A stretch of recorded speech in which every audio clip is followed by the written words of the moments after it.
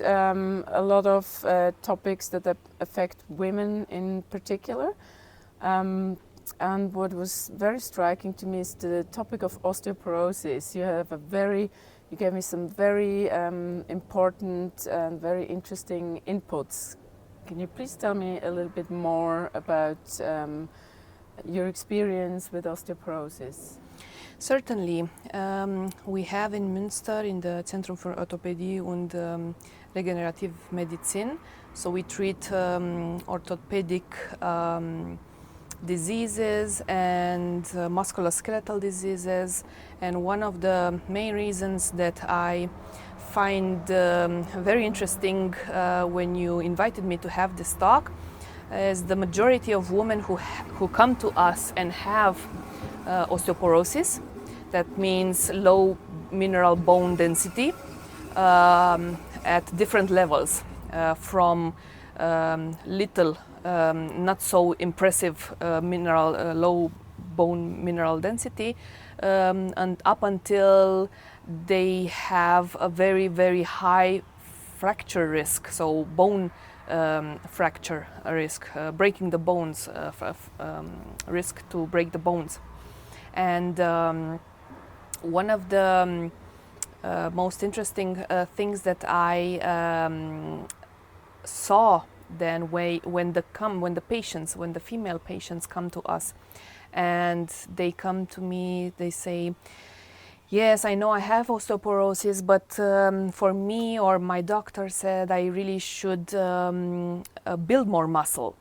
That is really, really tricky, because building muscle on low reserves in your body, it's not a really good thing to do, and that's why a lot of patients say, I'm trying to build muscle, I have osteoporosis, but I don't have enough energy to do it, and what should I do? And I always tell them we should look into the mitochondria, our powerhouse cells, our organoids that produce energy, and deep in the cells there are these tiny organelles that produce energy, and when they are getting sick and when they are not getting enough nutrients, coenzyme Q10, B vitamins, that really is an issue, and they start to feel more and more tired after building this muscle, trying to whatever it needs to build muscle,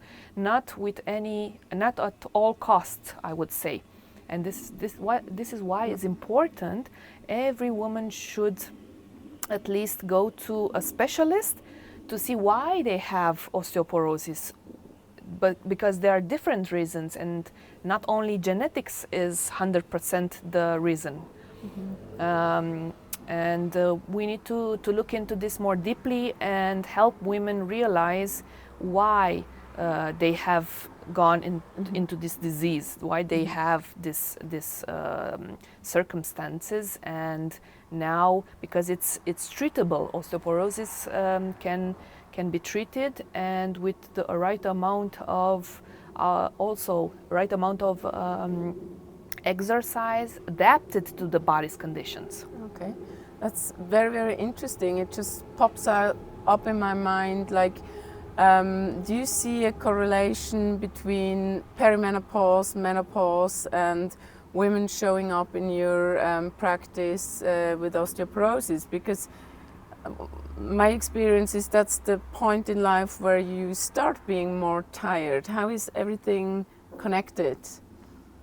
Of course, every phase of these aspects, what you now said, have different aspects, and every patient, as I said, every woman is different, and that's why anamnesis is really important at the beginning, to see why she is feeling that